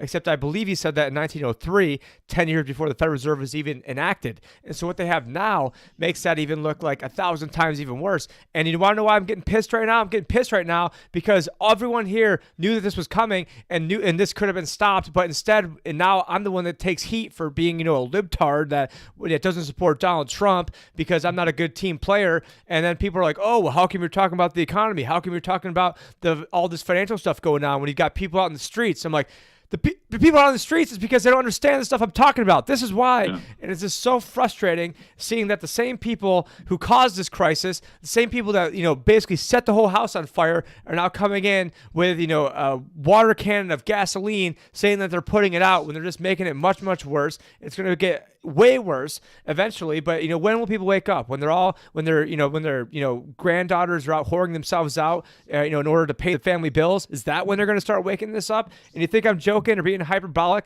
I'm not, because this is the same stuff I was talking about a few months ago, and it's even worse. The response to this is even worse than I could have even imagined. Coming right out of the gates. Oh, let's solve a debt crisis by giving the banks a bunch of free money. Oh, by the way, we ran out of money for small businesses, but we didn't run out of money for the banks. Didn't run out of money for big pharma. Didn't run out of money for. We can always find money to go bomb more, brown people over in the Middle East. But don't have $350 billion of, money for the Paycheck Protection Program. And, by the way, if you do want to get the program, we're going to create a bunch of perverse incentives that are probably going to make you end up going out of business. Or, it's just all these unintended consequences. Now, I mean, I don't know. I just, I'm all riled up now just because talking about the Fed. And I know that a lot of this could be stopped. And just seeing I think it was Jim Grant that had a title that said, the Fed are the arsonist and the firefighters. Yeah, 100% there. Exactly. They have created this problem, and we're somehow supposed to pretend that they're the only ones who can fix it. Yeah, and the funny thing is that everybody is like, oh yeah, the Fed is doing all this stuff. Meanwhile, everybody else is doing it as well. Like, for example, let me go into some programs here that Bank of Canada is doing, just to give you a little bit of an oversight of what's happening here up in Canada. Of course, the numbers are not as big as they are in the United States, because you guys are bigger, but you have the overnight and overnight reverse repo facility, the overnight standing repo facilities, standing liquidity facility, standing term liquidity facility, term repo operations, purchase of Canada mortgage bonds, securities lending program, bankers acceptance purchase facility, commercial paper purchase program, contingent term repo facility, and the provincial money market purchase program. So basically what they're doing is they are buying commercial, debt. They're buying that. They're buying municipal debt and Canadian, of course, government federal debt. And then they're, an interesting program that's here is called the securities lending program. In there, they're buying asset-backed securities, which is a derivative like CDOs. They're buying CDOs and they're buying CLOs, collateralized loan obligations. So basically, all around the world, this is happening in every single central bank, and you don't hear one single little word out in the news. We're getting told that we need to social distance. We're getting robbed blind by these terrorists, these bankster terrorists, and these academics at these central banks. Well, speaking of central bank terrorists, that's why I always refer to Bernanke as Osama Ben Bernanke, because I really thought that he did way more damage than Tim Osman, who is the actual.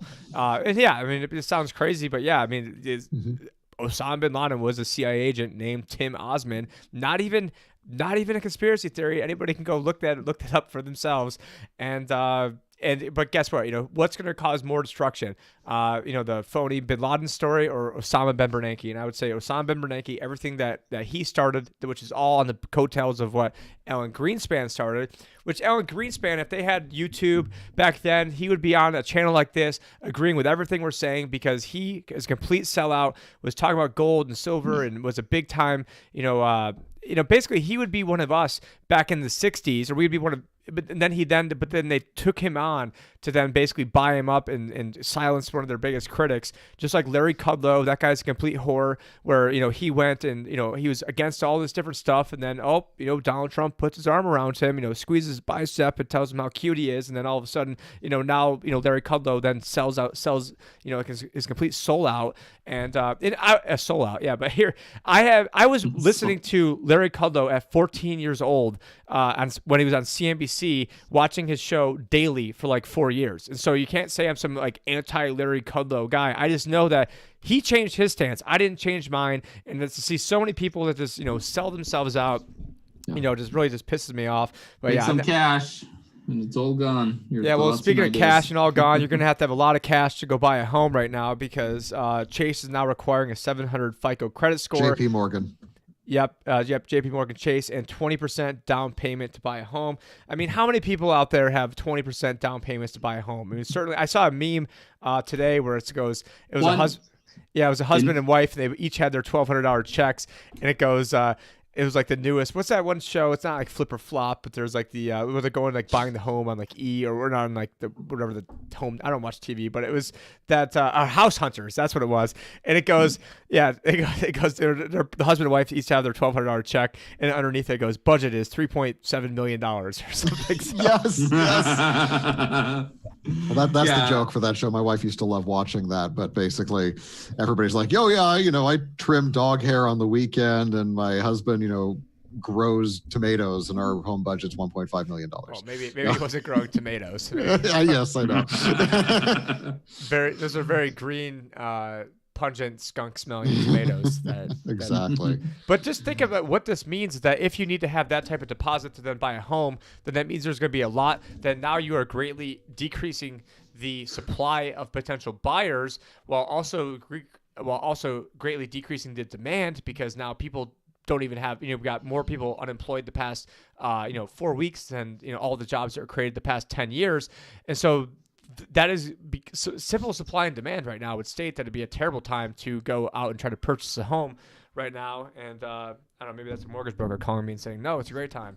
And so, yeah, it's just, yeah, I mean, it's just so obvious what's going to happen because this is another financial crisis brewing that's going to go into a housing crisis, and it's going to go into a housing crisis unless, there's some, I know there's been talks of more rescue packages, and somewhere, here it is, Mnuchin under pressure to help struggling mortgage companies. And I don't subscribe to Wall Street Journal anymore. I haven't probably since like 2010 because I saw all the propaganda. I mean, I subscribed to the Wall Street Journal from like about the age of 18 to probably, I don't know, probably like 28. And then I was like, or maybe 25. I'm like, there's so much propaganda in here. And who owns the Wall Street Journal? I mean, it's owned by Fox, Fox, and Fox got bought off by other people. I mean, Fox was owned by Lachlan Murdoch, which is now Rupert Murdoch's son, who is a big time leftist Hillary supporter, and that's why I just love the Fox News crowd. I'm like, you guys do America, Fox News. I'm like, oh yeah, who owns Fox News? A bunch of liberals in Australia that are friends with like Alexander Soros.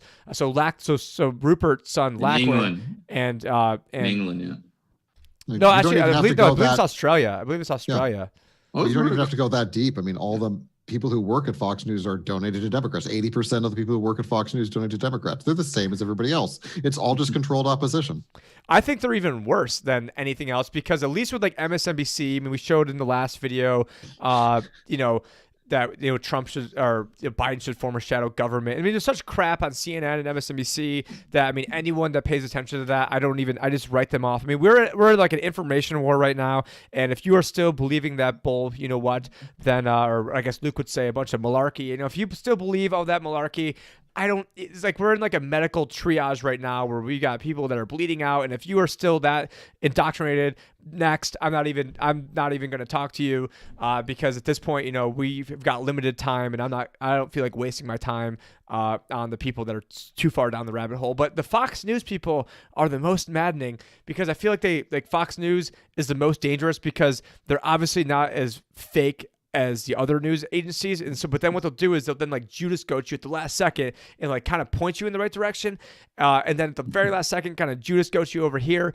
and get you off like the wrong message. I mean, I remember it's like when they go, Glenn Beck would have like G. Edward Griffin on, and then at the end of it be like, oh, but the Fed's good or something like that, or have like a show on FEMA camps, and at the end of it be like, oh, actually this whole FEMA camp thing isn't really happening, or they have like Juan Williams. Or I don't know. I want to watch Fox News, have it in probably 3 or 4 years. I don't think I even have it on my cable because I had Sling TV, and now I've got. Well, guys, you're not up here in Canada, but in Canada we do have actually a state-run media that is actually paid for by the taxpayers to sit there and slave and then hear how great the government is. That's propaganda on it. We have NPR. It's basically the same thing. Yeah, actually, we do have also in Norway. Norway is even crazier because in Norway you have to have a TV license that funds the state channel. Actually, it wasn't. So this is how crazy it goes in Norway. And now so they want bailouts. Now they want inspectors. bailouts for all the media outlets too. I know. But here in Canada, we actually have gotten that. They gave that way before this crisis. But in Norway, they have inspectors that goes around and then knocks on your door and wants to look in your house and see if you have, more than one TV. To make sure that you're paying, because you got to pay a license for every TV that you have in your house. You got to laugh at these guys so that, people literally like still follow these channels that are, basically government propaganda arms. It's just laughable. But, why would we ever think that mainstream media has any good in their intentions by who they're owned by, right? So, it all comes back to make sure that, you take care of yourself and read books and go and look at the information from different websites yourself, because how can we trust anybody? Like, I usually try to go to the source and actually find the direct source itself before I do anything with a lot of this media stuff, because there's so many lies out there. Well, that could be kind of dangerous for the next articles we have coming up that you guys didn't know were coming up, because we have been talking for a while, so I think we'll probably end this soon. But speaking, I don't know. Do you want to go to the source, John? I don't know if your wife will like this one, because COVID concerns crush world's oldest profession. Demand plunges 80%, and yes, they are talking about prostitution, and not just and not by prostitution. We're not talking about journalists. We're talking about I guess the classic form of prostitution. And we also see from The Hill. Some landlords soliciting sex in exchange for rent during pandemic report. So we've got that coming out. And Good old bartering. And then in Oh, sorry. Then in New York City, we've got housing activists urge massive wave of rent strikes because landlords have gotten taken care of. Actually, this one wasn't about sex, but maybe I don't know, they've gotten taken care of. But I think what that one was showing is that if you want to go to the source to see if if landlords, if that's one way of I guess barter is coming back. Now, will the government try to tax that transaction? So if somebody is engaging in that type of act, and let's say their rent was $1,500, is the government going to be like, oh, we need like a 20% tax on that to get our tax revenue? I mean, I just gave them another idea, and now the NSA that's listening to this is going to then go over and give this note over to Mnuchin and be like, hey, we need to start taxing these hookers and all these landlords. But the landlords are it's just such a crazy mess of a situation that we're in. Yeah, actually talking about that, if you go back to a cashless society, the number one thing they want is the ability to tax you easier by you being in the slave grid. So, of course, that's comes down as they're pushing all their agendas, and it's just funny. I think a lot of the economy will slowly revert back to bartering for a while until we figure this stuff out. Because some of us actually do use cryptocurrencies and so on, which is great, and gold and silver. But I think you will have bartering economy right now, and I actually see and hear it here in Manitoba that I live to as well, where a lot of people are just bartering right now because unfortunately they've been shut down. The government shut down their job because they were deemed non-essential. How about you shut down the government itself? Like, isn't the government non-essential? At least to me, I never get any money from them. They just steal money from me. Yeah, don't worry. They're going to make you stop working, but they're still going to tax you to pay their salaries. So, Oh, and what's really funny? They actually, we had the head of the government union come on here because they were going to lay off people because they didn't have, any money left to, pay their employees. And then it was huge upheaval. Who's talking? And they didn't even talk about all the people that were forced to be laid off by the government itself. It's hilarious, how the government comes out and virtue signals, how terrible it is that, they're getting laid off. Meanwhile, they laid off so many people in the first place. It just, infuriates you if you actually understand how terrible, their ideas are. And of course, this whole COVID thing has been a, perfect cover for all these totalitarian and the bailouts that are happening right in front of our face. And nobody's talking about it this time, where's Occupy Wall Street, all these guys that, we're like, the stupid banksters, you don't hear anything, not even a pip out of the, anywhere. Well, because they got $1,200 this time. Yeah. So I mean, they're just the useful idiots. Don't worry. It's just like how all the anti-war left only comes out when a Democrat's in office. Yeah, and you guys can go and get. I got a pretty sweet "Stop War" shirt from Luke's We Are Change store. That's on the Teesprings. I forgot the actual link for it, but I believe you guys can find it at wearechange.org. But it's "Stop War." But then if you actually zoom in like really, really close, it actually just says like Epstein didn't kill himself all over the place. So it's actually pretty cool. So I really recommend you guys check that out. It's a great way to help support what Luke is doing. But we're gonna wrap the actual show up, and then we'll get into like an after show with questions. So thank you guys for joining us for Change the News. John, do you want to let people know where they can find you at? Yeah, they can find me at theeconomictruth.org, where I sell my books, Canada, the Greatest Economy in the World, ? And the End of Freedom, and everything else that I do, all the videos that I put out. You could find, of course, the Federal Reserve statistics that I put up there for everybody to see as well, because or else you'd just be looking at charts and not really know just that numbers in the table somewhere. So I put that out. And then, of course, please check out my latest website that I put up, which, things are going to start happening soon there. There's some stuff around the world, but I think it's going to intensify, and it's bankrun.org. Go and check that out. It's a bank run monitoring service for people to, take a look at and make sure that they have information if things starting to happen around the world in banks. Awesome. I also do want to point out that that the two gentlemen on screen right now, that they are very prolific in our Discord group, and so I just posted that link below. So if you guys type in bit.ly/Tim John Discord, that will get you there too. And I'll go, let's go invite. I'll have the invite link over here too. So let me go share that on screen right now with you guys. But yeah, there's tons. I mean, that sort of has like a life of its own right now. So I really recommend you guys check that out. If you're into financial geek stuff, if you're not into financial geek stuff, then do not check this out. But you probably would not be listening, 50 minutes into this if you weren't. So if you're still here at this point, unless you just joined like 30 seconds ago and you're like, why am I here? But anyways, Chris, where can people find you at? I know you're big on Twitter as well. Yep, check me out on Twitter at Zaphoid. That's ZAPHOID. Also, check out my cryptocurrency at smartcash.cc if you want to have easy-to-use transactions, or bitcoinconfidential.cc. And then do you want to maybe go in and maybe post that into the comments of different places people can find you, and that would be awesome. But yeah, we're going to end the live stream now. If you guys are watching this not in the live stream or in the podcast, yes, we do have a podcast. It's now actually on iTunes. I believe I was told it's on iTunes, but I know it's definitely on Podbean. But we do have a Change the News podcast if you guys are in would rather listen than watch us. And yeah, so maybe when Luke's on, maybe you guys want to watch him, and maybe because he's prettier. So if you only want to hear me, then you can do the audio podcast. But anyways, thank you guys. We're going to take some questions now. But if you want to be here to ask the questions, we will usually be doing this probably around like closer to like 1 o'clock Eastern time during the actual weekdays, and then sort of like hit or miss on the weekends when we have time. But anyways, thank you guys. Going to go right into the questions now. Some after drive.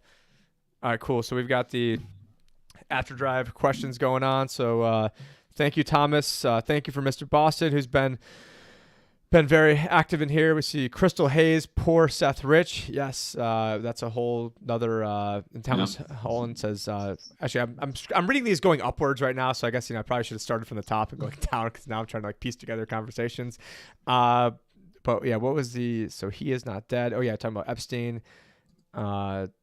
Neither did Seth Rich. Yeah, obviously Seth Rich did not kill himself. Which actually, I guess they're not saying he did kill himself, but yeah. So let's see. Are we on? Let's see. I accidentally X'd out of one of the screens I was on, so I'm trying to see if I can get all my comments in one. I guess if I pull up my restream, let's see restream chat. Should show all your comments in one spot, right? Yeah, restream should. There it is, going up on screen too. But I think someone has to actually comment for it to kick in there. So I'll just type yo, and let's see if something comes up. So, but you know what? This one is not going to work, because want to know why?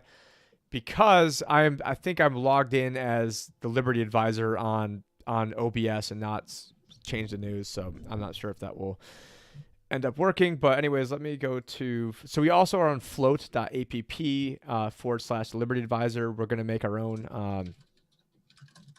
Change the News one. We're supposed to have Kingsley Edwards, the founder of Float, on today, but Kingsley's being a slacker and decided he'd stay up late last night. So he's probably watching. So shout out to Kingsley. let me go right over here. So we got, Christopher Albanese, $5.02 super chat type deal in float.app. So let me go over, put that on the screen. Big shout out to Christopher Albanese. And actually, I have to give Chris the shout out of the decade, not because of that, but because of something else. So I was going back into when I was a little, overdrive behind the scenes story here. So as I'm flying back from Acapulco, I've got, my this like a couple. I'm going to the airport. I've got a whole bunch of these like what do you call it? Like banners and displays, and I'm traipsing through the airport. And next thing, the guy behind the counter is like, "Oh, it's gonna be like $225 to check that third bag." And I'm like, "Well, can I?" And then I'm like, "Hey, can I just go up and gate check it?" And he's like, "No, you can't do that," because this guy would be like the perfect Karen, basically. I found the one guy that couldn't be bribed in Mexico, like the Mexican. Does that even happen? The 20-year-old Mexican guy, Karen.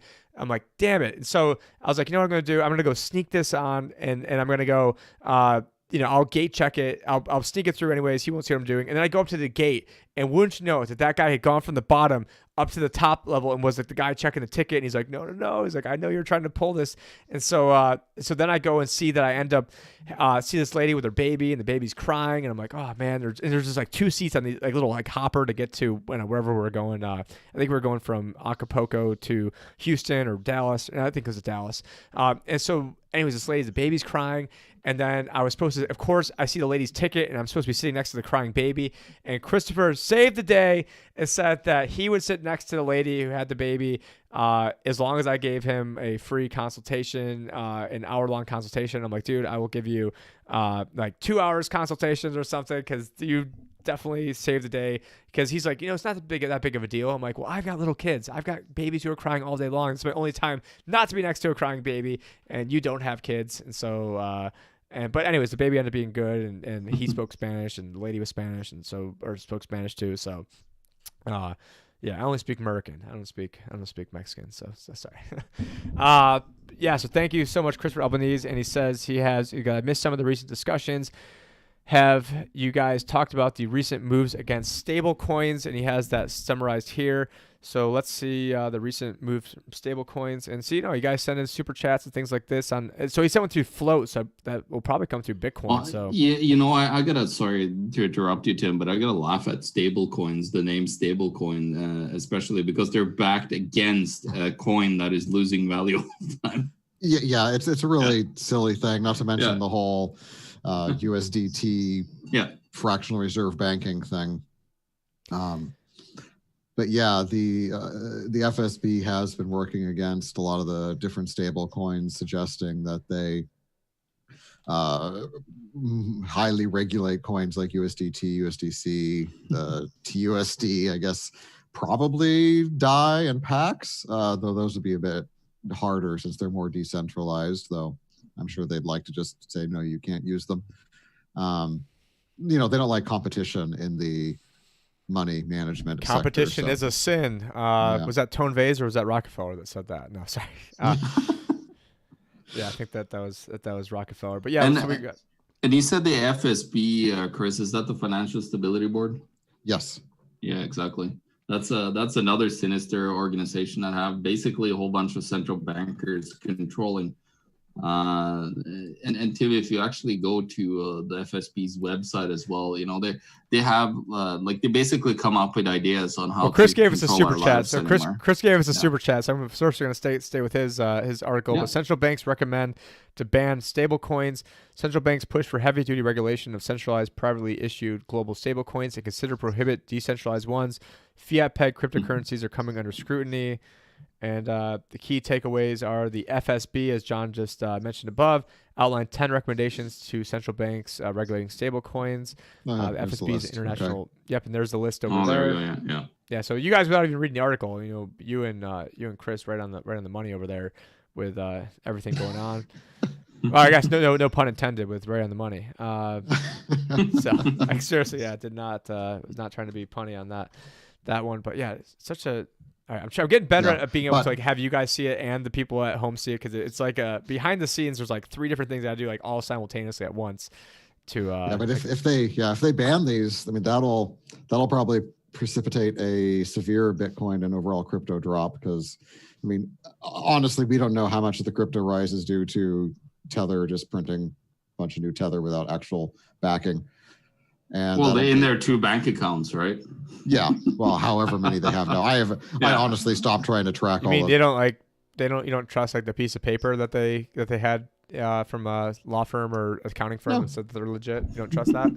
No, well, he wasn't an actual accountant. But you don't trust Brock Pierce, over at Tether? Hey. I don't know. I don't want to. I don't personally. Nothing that I can substantiate. So I don't want to get sued. So I won't say anything else about any of that stuff going on. But yeah, that was technically my first super chat ever, because we don't have super chats on this channel, but we do have one over here on Float. So Chris said, you know what's funny? The FSB, actually, they have them in Russia too, and it's an offshoot of the old KGB. So actually, it's pretty fitting that they're called AFSB. Well, Chris's main concern, if we go back to the screen, is I think the main concern is that it will mess with liquidity in the short term. And if you guys are watching this from somewhere else, which obviously you are because only 2 people are watching it from Float, this is from float.app/Liberty Advisor. And it's just another backup means because, eventually we'll probably be kicked off YouTube, just like they kicked, Luke off of, it can't be monetized anymore on We Are Change. So that's, a big shame, but, probably not a surprise to anybody. And we've got a lot of stuff going on in the other chat too. So let's see. We got life is short. My baby is crying. Yeah. So, all right. Yeah. So it looks like I don't see too many more questions coming in. But no, definitely, appreciate both of you guys joining us today. I know John will be back tomorrow as I'm at the protest, so John will be filling in for me, and then Luke will be back as normal, as long as the CIA doesn't get both of us or whoever by then. And it's kind of funny. Yeah. Actually, I'm going to share something right now, guys. That we were talking about that you're actually CIA. Yeah, I do. I used to work for the at least I used to work for military intelligence for NATO. So there you go. No, it's no. Here you go. So this is actually talking about the Financial Stability Board. It just came out with a paper on 9th of April called "Enhancing Cross-Border Payments: Stage 1 Report to G30 Technical Background Report." So basically, they're talking about how to digitalize, and have a global currency in this article here. I just want to show, because I actually totally forgot that, they wrote this paper, and you could check it out. You could just go to the website, Financial Stability Board. It's FSB. I will hold on there. It's fsb.org. And yeah, please go through, because they were the guys behind bail-in regime that was, outputted to in 2013. So these guys are just a couple, mega central bankers sitting there and saying that, yeah, we're going to do this, and everybody else is going to have to do it. So, and actually the creator, one of the guys that works for a group called G30, he wrote in his book saying that, it was way better to have a Financial Stability Board, because it's way better than the IMF, because there you got 157 people that have to make a choice, instead of just 5 to 10 people at the Financial Stability Board making choices for the world. Yeah, and there I see some people asking about the protests I'm going to. Chris has sent an article now from the Arizona Central, which I can't put it up because it was like an ad wall behind it, but it was saying something along the lines of they should rename this protest to the Kova spreading protest or rally or something like that. Oh, that's actually what they're coming out and saying now. All these protests, they are the ones that are spreading the disease around. Yeah, it's like, and then so yesterday, I was still going to the park with my daughter, and then my daughter was actually taking the police caution tape and wrapping herself up in it like a dress. So, way to train her well. That. Yeah, she got her from his dad. That's good. I got a video. And then my other daughter was like, "No, you can't go on there. The police are gonna get you." And I'm like, "Well, the police are not gonna shoot little kids, are they?" And my daughter on video is like, "Yes, they will." I'm like, "Wow." I'm like, who taught you that? She goes, "Grandpa." And meanwhile, my grandpa. Well, her grandpa, my dad, was loves police and was the most pro police person ever, and always hates all the police stuff I post. And I'm like, Grandpa definitely did not teach you that. So, I just thought it was, and then I sent it to her grandpa, and he didn't like that. He goes, it must be her other grandpa, but the other grandpa's a big statist too. So yeah, it probably wasn't coming from either one of them. Love you, Dad, in case you're watching, but you're probably not. So, anyways, no, definitely appreciate you guys here. We're gonna end the live stream now. And we will be back usually from, at least on the weekdays, probably close to like 1 o'clock Eastern time, testing out doing some live streams. So if you guys would, comment there, that'd be awesome. See Crystal Hayes taught her well. Yes, you know what? I guess the apple doesn't fall too far from the tree, which is why she's also a pain in the butt. So so there you go. Got myself to blame for that one because I created. Try to be too careful with that with my girls. Like, I want you to be a little compliant right now. Yes, and we got Mr. Boston said this is good. I want in on your Discord. So yeah, well, it's a free invite for anybody to get on there, and there is a ton of activity. At least, I so every article that I save. And if you guys are out there, if there's anyone that wants to like help, like be like an intern, or you guys know like an 18 to 22-year-old that's into financial, economic, geek stuff, and you want to go through like some of like the articles that we post up there every day on the article section, and maybe because what I really need help to do all this stuff every day is like have like almost like a producer to help like arrange like the order of the stories, then like highlight the different valuable stuff that are in there. But really, if it's coming from someone that has a deep understanding of financial economics or wants to have that understanding, that's one area that I know that I could use some help in. As we're doing this every day and running a successful company that's exploding, is also mentally taxing, so going on. So if anyone wants to help out, that would be awesome. But anyways, appreciate everyone watching, liking, commenting, the super chat thing that we got on Float, which that's actually the first tip I think I've ever gotten from doing any live stream. So after doing this for 4 years, I've now made $5, so I'm making 0.0001 cents an hour.